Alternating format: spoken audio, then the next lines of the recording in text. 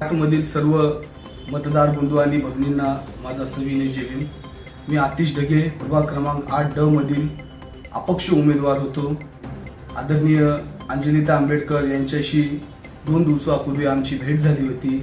आदरणीय अंजलिता आंबेडकर यांनी आमची समजूत काढून काँग्रेस वंचितचे पॅनलला आपलं समर्थन देण्यास आम्हाला सांगितलं।